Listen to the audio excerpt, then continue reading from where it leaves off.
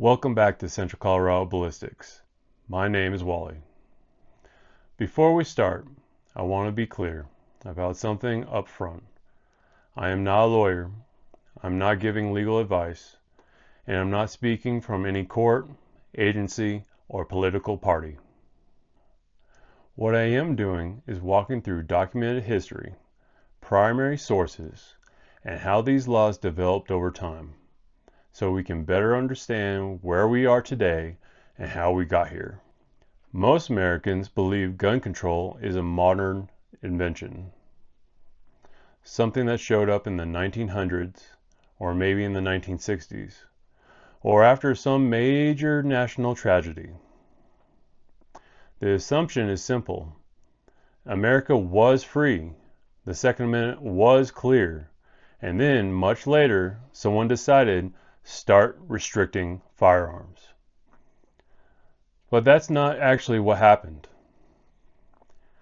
The first national gun law in the United States didn't happen after the Constitution was forgotten. It happened almost immediately after it was written. And what's more interesting, the first law didn't ban guns. It didn't restrict them. It didn't disarm the people. It did something far more important and far more dangerous in the long run. It established federal authority over firearms. Today, we're going to answer a few uncomfortable questions. What was the first national firearms infringement? If Colorado didn't even exist yet, how did the federal gun policy shape it anyway? Did these early laws create a template that America still follows today? And finally, if the Second Amendment was supposed to protect a right, why were any of these laws allowed to exist at all? Because once you understand that answer, modern gun laws stop looking accidental.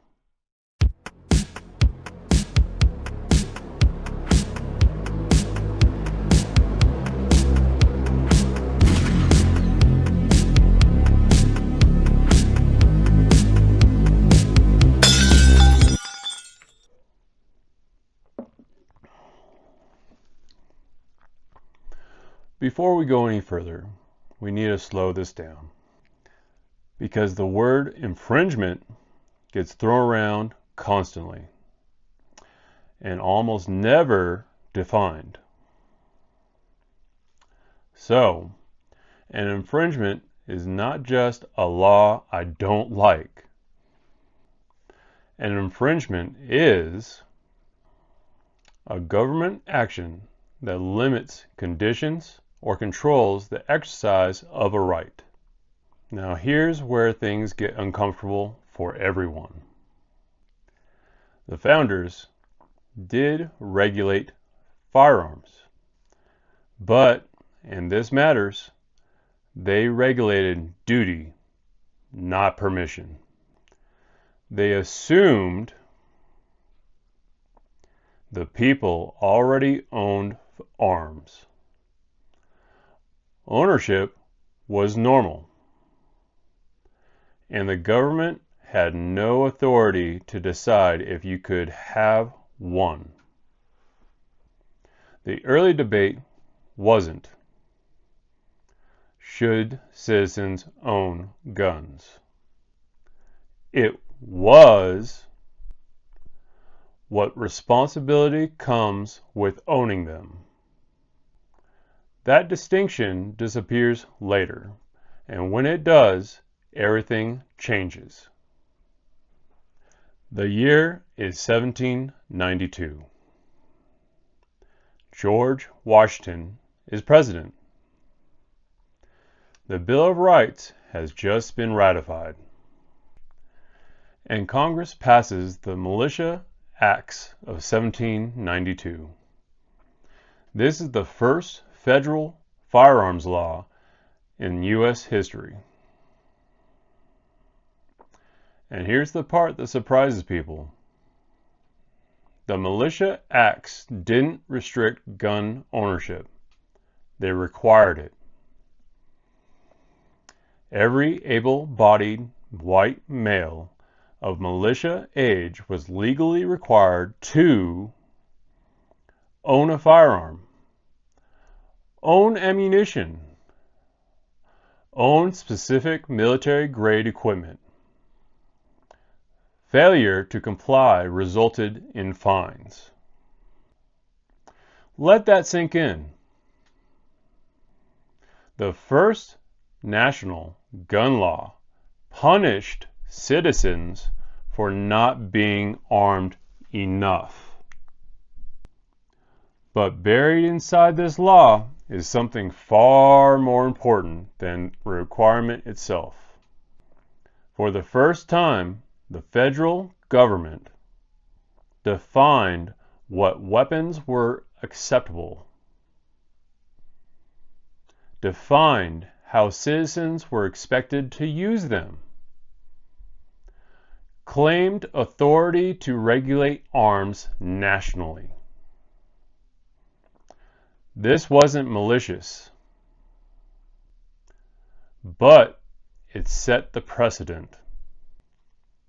And the precedent, not intention, is what courts rely on later. As America expanded, something changed. Cities grew. Towns became crowded. Violence looked different than it did on the frontier. And slowly, states began experimenting with a new idea. Not banning guns, but controlling how they were carried. In the early 1800s, concealed carry bans appear. Bowie knives are restricted. Dangerous, unusual weapons become legal language. Courts upheld these laws by saying, the right exists, but the manner can be regulated. That phrase becomes radioactive, because once manner can be regulated, location, method, and eventually access follow. This is where the slope actually begins.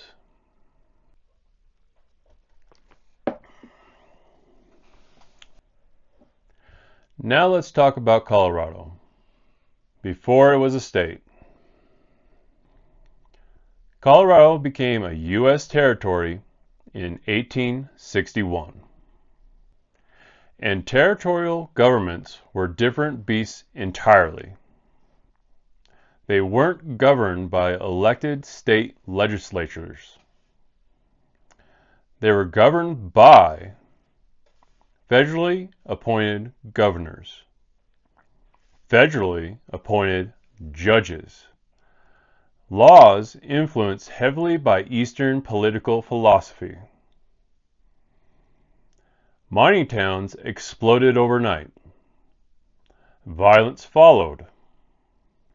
And local ordinances appeared banning carrying firearms in town limits, carrying while intoxicated, carrying in certain public spaces.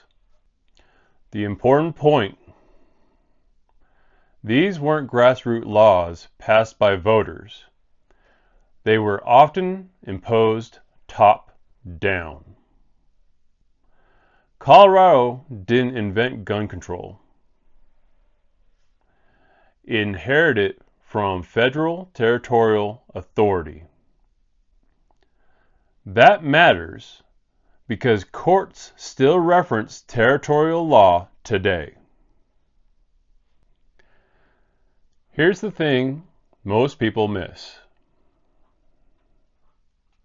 There's a long gap between early gun laws and the modern gun control. From the early 1800s to the 1930s, America largely leaves gun ownership alone. Then comes the National Firearms Act of 1934. And suddenly, the federal government isn't regulating use, it's regulating access. Why was that allowed? Because lawyers and the courts pointed backward and said, the government has always regulated firearms. Technically, true. Contextually, dishonest. Early laws regulated responsibility. Modern laws regulate permission. But the precedent doesn't care about philosophy, only the paper trails. Here's another uncomfortable truth. Early firearm laws weren't driven by popular demand. They were driven by political elites, urban administrators, federal authorities far removed from the frontier life. Most citizens didn't ask for these laws. They adapted to them. And the adaptation is often mistaken for consent. Modern courts don't ask, what did the founders mean? They ask, what has government been allowed to do before? That's why territorial laws matter. Early precedents get resurrected. Modern regulations don't need to be new, just consistent. Colorado's modern gun laws didn't appear randomly. They sit on 150 years of layered authority. And once authority exists, it rarely shrinks on its own. So let's ask the real question. If the Second Amendment was meant to protect a right, why were infringements tolerated at all? Because rights don't vanish instantly. They erode through reinterpretation, through precedent, through distance from the original purpose. The Second Amendment wasn't written to grant permission. It was written to deny government authority. And every time authority expands, even with good intentions, the burden shifts from the state to the citizen. That's not just history. That's a warning.